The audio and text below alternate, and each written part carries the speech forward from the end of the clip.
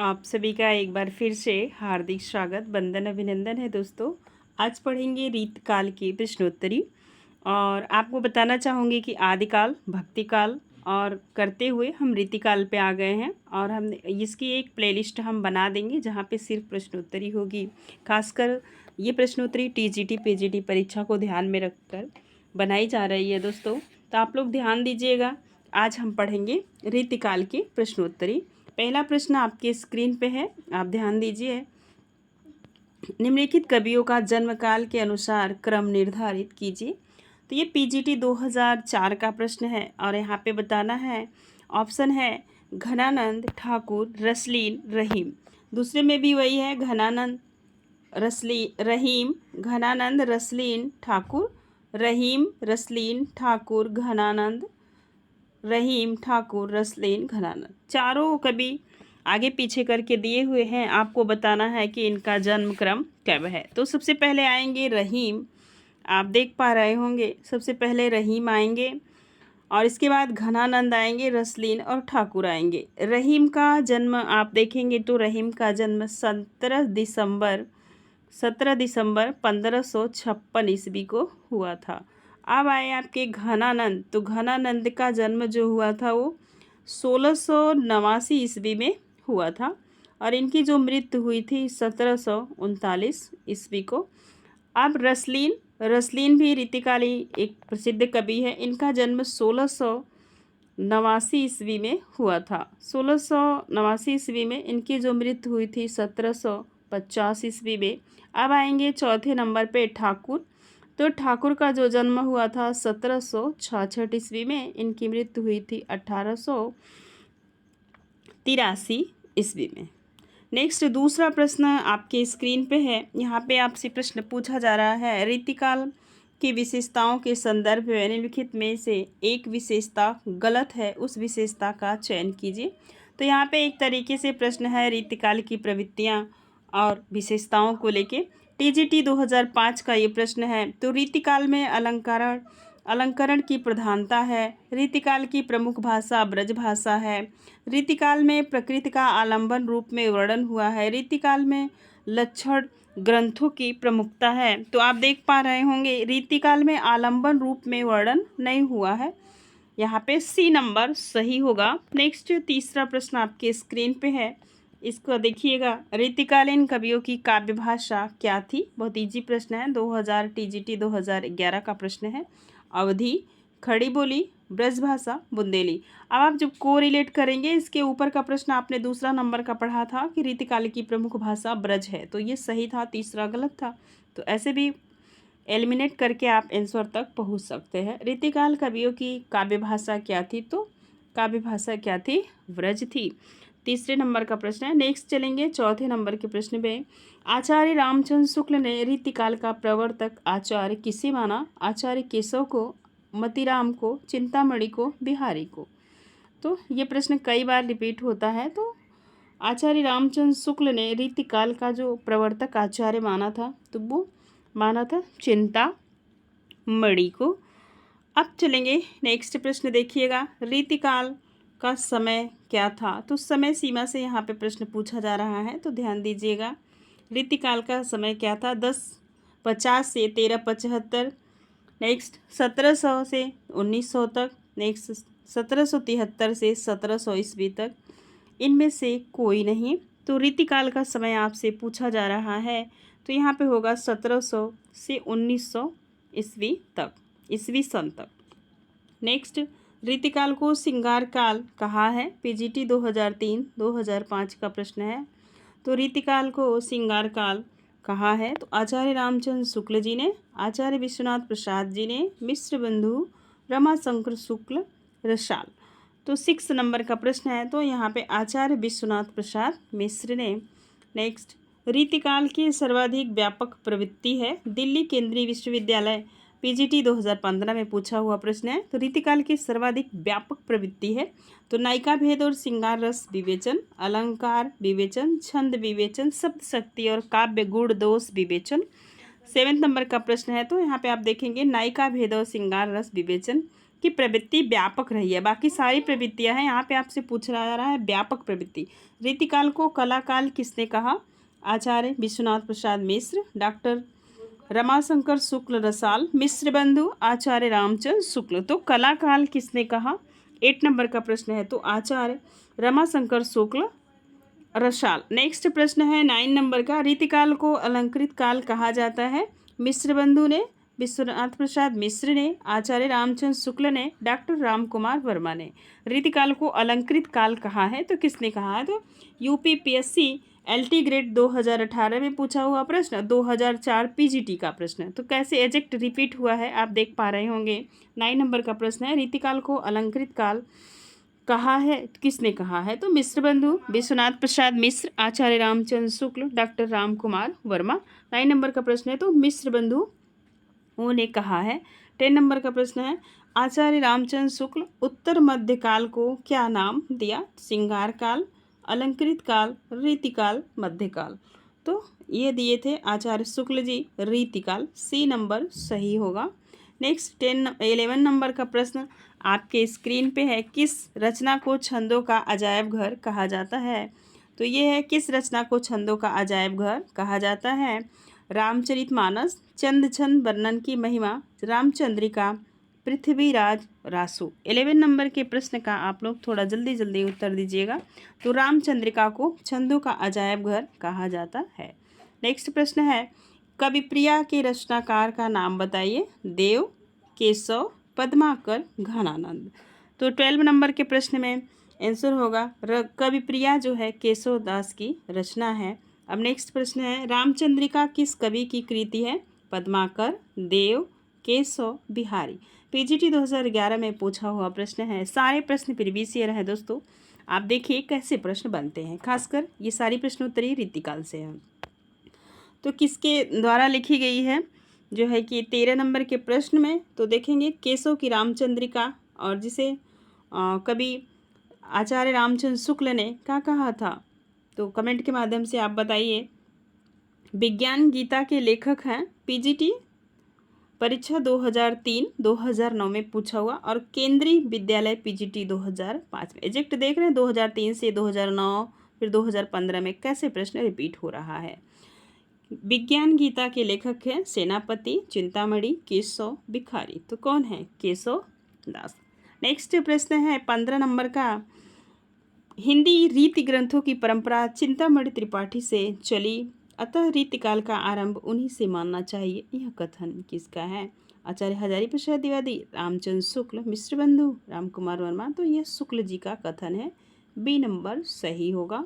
Next प्रश्न है, जहांगीर जस चंद्रिका के रचनाकार है? पीजीटी 2004 का पूछा हुआ प्रश्न, रहीम, आचार्य केशवदास, रसखान, मलिक मोहम्मद जायसी।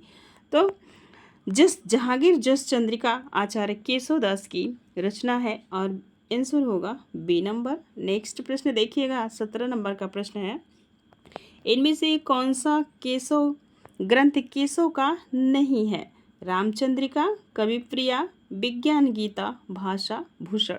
तो 17 नंबर का प्रश्न है, यह 17 नंबर का प्रश्न डी नंबर सही होगा। भाषा भूषण केशव की नहीं है। नेक्स्ट प्रश्न है, भाषा बोले न जाने जिनके कुल के दास। यह कथन किसका है? तो तुलसीदास, केशवदास, विद्यापति, जायसी। केशव दास ने यह जो है कि अपनी कविता के प्रति इन्होंने कहा था, क्योंकि इनके जो पूर्वज थे वो संस्कृत भाषा बहुत अच्छे से जानते थे, और उसमें जो है कि ये केशवदास जी क्या कर रहे थे?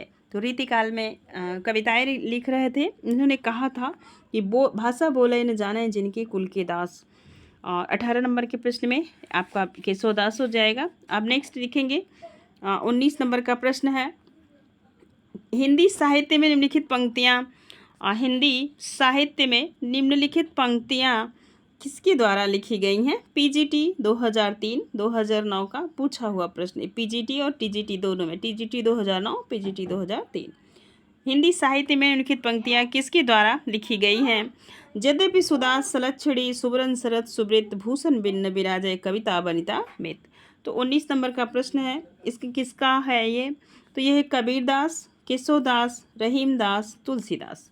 तो यह पंक्ति है केशवदास की। नेक्स्ट प्रश्न है 20 नंबर का, निम्नलिखित में से कौन सी रचना भिखारी दास की नहीं है? रस सारांश, काव्य निर्णय, श्रृंगार निर्णय, भाषा भूषण। तो 20 नंबर के प्रश्न में उत्तर होगा भाषा भूषण। नेक्स्ट प्रश्न है 21 नंबर का, भाषा भाषा भिन्न विराजय कविता बनिता मित, यह कथन किसका है? तुलसीदास, भिखारी दास, केशव, मतीराम। 21 नंबर के प्रश्न में आप जल्दी जल्दी उत्तर दीजिएगा। तो यह केशव दास की कथन है। आचार्य 22 नंबर का प्रश्न है, आचार्य भिखारी दास कृत प्रमुख काव्य शास्त्रीय ग्रंथ है? तो काव्य प्रकाश, काव्य निर्णय, काव्यांग प्रकाश, रस सारांश। तो 22 नंबर के प्रश्न को इसमें आप देख पा रहे होंगे। तो आचार्य भिखारी दास कृत काव्य शास्त्रीय ग्रंथ, तो काव्य निर्णय भी होगा और आपका ये होगा रस सारांश। ये दोनों रचनाएं भिखारी दास की काव्य शास्त्रीय ग्रंथ पर आधारित हैं। इसका 2 आंसर सही होगा। शतरंज शतिका कृत के रचनाकार हैं? पीजीटी 2003 का पूछा हुआ प्रश्न है शतरंज शतिका। तो यह किसकी रचना है? भिखारी दास, देव, रसनिधि, चिंतामणि। तो चिंतामणि 23 नंबर के प्रश्न का उत्तर दीजिएगा। 23 नंबर का प्रश्न है शतरंज शतिका कृत है भिखारी दास की। नेक्स्ट प्रश्न है भिखारी दास की रचना है, भिखारी दास की कौन सी रचना है? काव्य निर्णय, काव्य सिंधु, चिंतामणि, रस विवेक। 24 नंबर के प्रश्न में होगा काव्य निर्णय भिखारी दास की रचना है। नेक्स्ट प्रश्न है निम्नलिखित में से कौन सा कथन असत्य है? रीतिबद्ध धारा के कवियों ने लक्षण ग्रंथों की रचना की। रीतिबद्ध धारा के कवियों ने आचार्य कवि कहा जाता है, बिल्कुल। बिहारी रीति सिद्ध धारा के प्रतिनिधि कवि थे। केशव रीति मुक्त धारा के कवि थे। तो यहाँ से आपसे पूछा जा रहा है असत्य कथन, तो 25 नंबर में आप असत्य कथन दीजिए। केशव क्या थे? बिहारी रीति मुक्त धारा के कवि थे, तो ये डी नंबर का प्रश्न होगा। नेक्स्ट प्रश्न आप देखिएगा भूषण। नेक्स्ट प्रश्न है भूषण को कवि भूषण की उपाधि किसने प्रदान की? शिवाजी, छत्रसाल, सोलंकी राजा रुद्र और इनमें से कोई नहीं। तो कवि भूषण की उपाधि प्रदान की थे सोलंकी राजा रुद्र। सी नंबर सही होगा। 27 नंबर का प्रश्न है आपके स्क्रीन पे, शिवराज भूषण के रचयिता कवि कौन है? तो घनानंद, बिहारी, पद्माकर, भूषण। 27 नंबर का प्रश्न है तो कौन से हैं? तो आप जल्दी जल्दी आप लोग उत्तर दीजिए। तो भूषण। नेक्स्ट प्रश्न है 28 नंबर का, रीतिकाल के किस कवि का नाम, रीतिकाल के उस कवि का नाम बताइए जिसने वीर रस में कविता लिखी हो? पद्माकर, भूषण, बिहारी, घनानंद। इकलौते कवि भूषण हैं जो वीर रस में कविता लिखे हुए हैं। नेक्स्ट प्रश्न है भूषण 2 राजाओं के दरबारी कवि थे, इनमें से पहले थे शिवाजी, दूसरे थे तो महाराजा प्रताप, राणा सांगा, छत्रसाल, संभाजी। 29 नंबर के प्रश्न का आप लोग उत्तर दीजिए। तो छत्रसाल थे। नेक्स्ट प्रश्न है शिवा बावनी के रचनाकार हैं? पीजीटी 2005 का पूछा हुआ प्रश्न है। रत्नाकर, भूषण, ठाकुर, आलम। 30 नंबर के प्रश्न में आप देखिए तो यह किसका रचना है? शिवा बावनी भूषण की रचना है। 31 नंबर का प्रश्न है भूषण रीतिकाल की किस काव्यधारा के कवि हैं? तो रीतिबद्ध धारा, रीतिमुक्त धारा, रीतिसिद्ध धारा, काव्यधारा, आश्रयवादी काव्यधारा। 31 नंबर के प्रश्न में ये हैं रीतिबद्ध काव्यधारा के, ए नंबर सही होगा। 32 नंबर का प्रश्न है आपके स्क्रीन पे, भूषण का वास्तविक नाम था? तो भूषण का वास्तविक नाम क्या था? तो घनश्याम, रास बिहारी, कृष्णदास और चंद्रभूषण। 32 नंबर के प्रश्न में आप लोग उत्तर दीजिएगा। तो क्या होगा? भूषण का जो है वास्तविक नाम घनश्याम था, ए नंबर सही होगा। महाकवि भूषण की रचना है रेणुका, चिदंबरा, दीपशिखा, छत्रसाल दशक। तो भूषण की रचना होगा छत्रसाल दशक। 33 नंबर के प्रश्न का उत्तर है छत्रसाल दशक। नेक्स्ट है 34 नंबर का प्रश्न है शिवराज भूषण ग्रंथ में किसका विवेचन मिलता है? टीजीटी 2013 में पूछा हुआ प्रश्न है। रस, ध्वनि, अलंकार, औचित्य। तो शिवराज भूषण ग्रंथ में किसका विवेचन मिलता है? यह प्रश्न कई बार रिपीट होता है तो ध्यान दीजिएगा। और ये शिवराज भूषण जो है ये रचना, इसमें अलंकार की प्रधानता है, सी नंबर सही होगा। गंग कवि का जन्म हुआ था आगरा, प्रयाग, इटावा, गंगापुर नगर। गंगापुर नगर। 35 नंबर के प्रश्न का उत्तर दीजिए आप लोग फटाफट। तो इटावा में। गंग कवि का जन्म कहाँ हुआ था? तो इटावा में। नेक्स्ट प्रश्न है, बहुत बार पूछा जाता है, नैन नचाए कहो मुस्काए लला फिर अइहो खेलन होरी, पंक्ति के कवि हैं सेनापति घनानंद पद्माकर ठाकुर। तो यह सेनापति की पंक्ति है और TGT 2004 और PGT 2009 दोनों में रिपीट हुआ प्रश्न है। नेक्स्ट, रामचंद्र शुक्ल ने हिंदी साहित्य का इतिहास ग्रंथ में इनमें से किस कवि को हिंदू जाति का प्रतिनिधि कवि कहा है? भूषण, सूदन, लाल कवि, रहीम। 37 नंबर के प्रश्न है। तो इन भूषण के लिए क्या कहा है? यह हिंदू जाति के प्रतिनिधि कवि है। नेक्स्ट प्रश्न है गंगा। नेक्स्ट प्रश्न है आपका 38 नंबर का, गंगा लहरी किसकी रचना है? TGT 2003 का पूछा हुआ प्रश्न है। मतीराम, पद्माकर, ठाकुर, बोधा। 38 नंबर के प्रश्न में है पद्माकर की क्या है रचना है? गंगा लहरी। नेक्स्ट प्रश्न है 39 नंबर का, प्रबोध 50 ग्रंथ के रचयिता कौन है? TGT 2003 का पूछा हुआ प्रश्न। रामानंद, कबीर, मतीराम, पद्माकर। 39 नंबर के प्रश्न में आप देखेंगे तो ये किसका है? तो यह पद्माकर का है। D नंबर सही होगा। नेक्स्ट प्रश्न 40 नंबर का है, अमी हलाहल मद भरे श्वेत श्याम रत्नार जियत मरत झुकझिक परत चिह चितवन एक बार। इस प्रसिद्ध दोहे के रचयिता हैं बिहारी भूषण, घनानंद, रसलीन। 40 नंबर के प्रश्न का उत्तर दीजिए। तो यह है रसलीन की रचना। D नंबर सही होगा। नेक्स्ट प्रश्न आप देखेंगे, घनानंद रीति काव्य के किस काल के कवि हैं? बहुत इजी प्रश्न, 2004-2011 में पूछा हुआ प्रश्न है। रीतिबद्ध, रीति मुक्त, रीति सद। तो घनानंद क्या थे? रीति से मुक्त थे, परिपाटी को छोड़ के उन्होंने क्या किया था? रचनाएं किए थे। अब आप आगे चलेंगे तो ध्यान दीजिएगा। नेक्स्ट प्रश्न है, मतीराम की भाषा है। दिल्ली केंद्रीय विश्वविद्यालय में पूछा हुआ PGT 2015 का यह प्रश्न है। बोलचाल की ब्रजभाषा, साहित्यिक ब्रजभाषा, साहित्यिक अवधि, साहित्यिक राजस्थानी। तो 42 नंबर के प्रश्न में आप देख पा रहे होंगे साहित्यिक ब्रजभाषा। नेक्स्ट 43 नंबर का प्रश्न आपके स्क्रीन पे है, आप लोग जल्दी जल्दी उत्तर दीजिए। 43 नंबर का यह प्रश्न है, ध्यान दीजिए, निम्नलिखित में से किस कवि ने लक्षण ग्रंथ की रचना नहीं की? ये सारे प्रश्न आपको फंसाते हैं। लक्षण ग्रंथ किस कवि ने, और खास कर ये रीतिकाल की समय सीमा में ये सारी ऐसे आपको रचनाएं के बारे में पूछा जाता है। आप ध्यान देंगे तो लक्षण ग्रंथ किसने नहीं की, किसने किया, तो इनको एक जगह आप नोट डाउन करके जरूर ध्यान दीजिएगा। भिखारीदास, ग्वाल कवि, बिहारी, देव। तो आप सभी जानते हैं कि बिहारी कैसे कवि थे? तो बिहारी एक ही रचना के माध्यम से प्रसिद्ध हुए, तो इनकी तो रचना लक्षण ग्रंथ के अंतर्गत नहीं आती। ये इनका आंसर होगा C। नेक्स्ट प्रश्न है 44, इनमें से कौन सा कवि रीति मुक्त नहीं है? घनानंद, बोधा, आलम, केशवदास। तो 44 नंबर के प्रश्न में आप फटाफट उत्तर दीजिए। तो केशवदास क्या थे? केशवदास आपके भक्ति काल जहाँ पे ख़त्म हो रहा है और आपका रीतिकाल लग रहा है, वहीं बीच के कवि हैं केशवदास। नेक्स्ट देखिएगा, आप इनमें से किस कवि की प्रेमिका का नाम सुजान था? रसखान, बिहारी, घनानंद, आलम। 2002 में पूछा हुआ प्रश्न है। तो सुजान किसकी प्रेमिका का नाम था? तो आप देख पाएंगे तो घनानंद की प्रेमिका का नाम सुजान था। और नेक्स्ट प्रश्न है, सुजान शब्द का प्रयोग किस कवि की कविता में सर्वाधिक हुआ है? बिहारी भूषण, घनानंद, ठाकुर।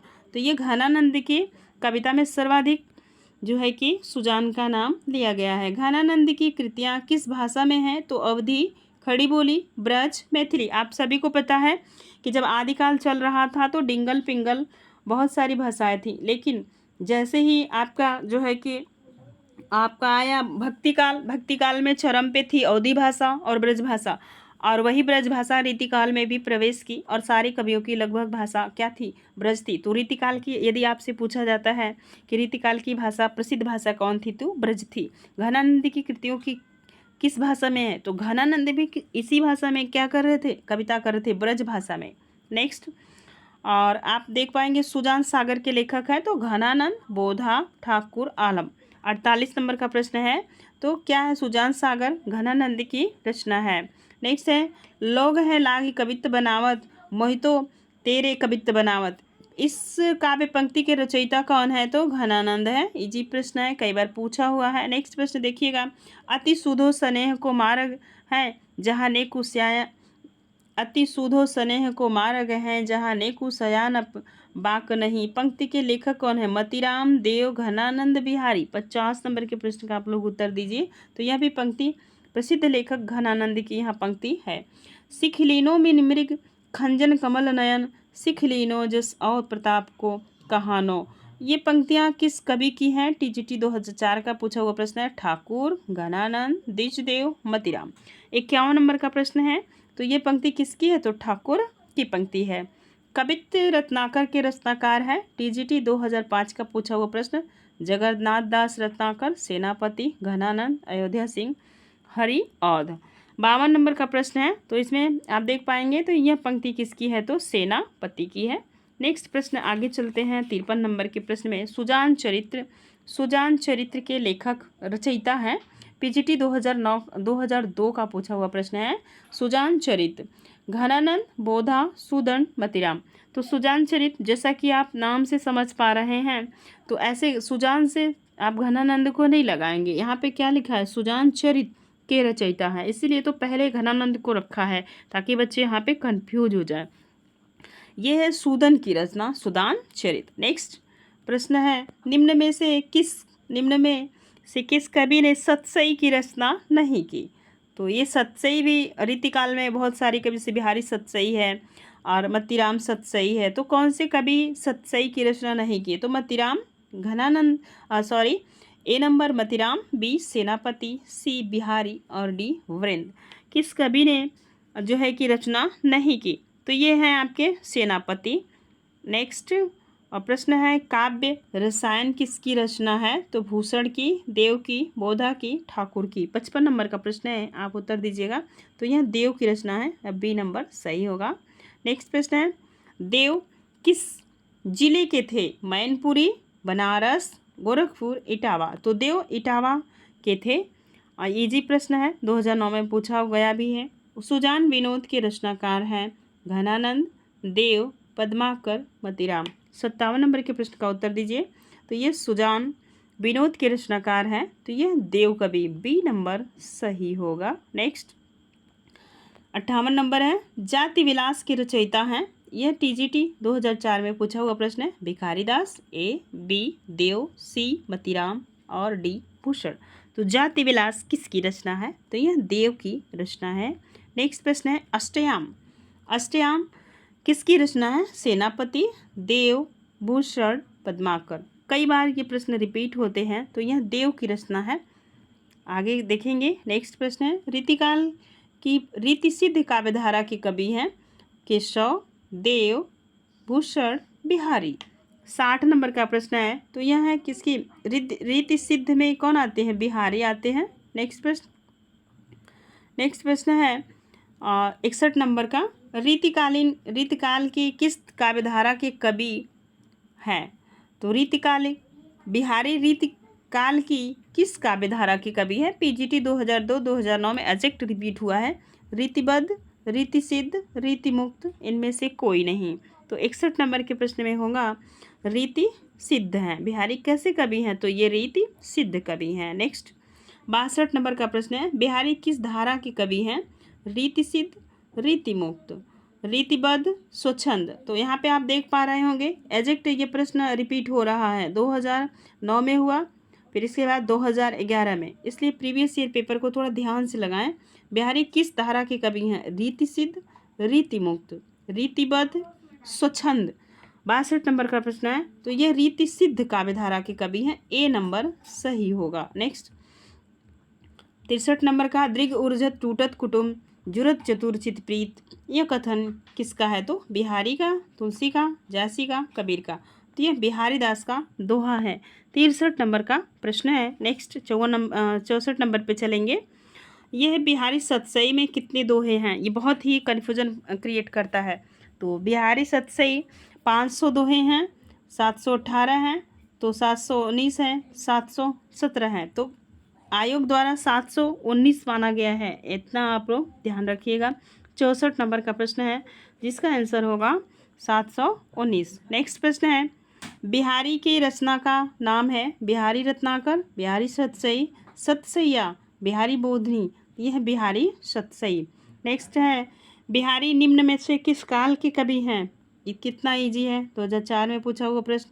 वीर गाथा काल, भक्ति काल, रीतिकाल, आधुनिक काल। तो बिहारी रीतकाल के कवि हैं।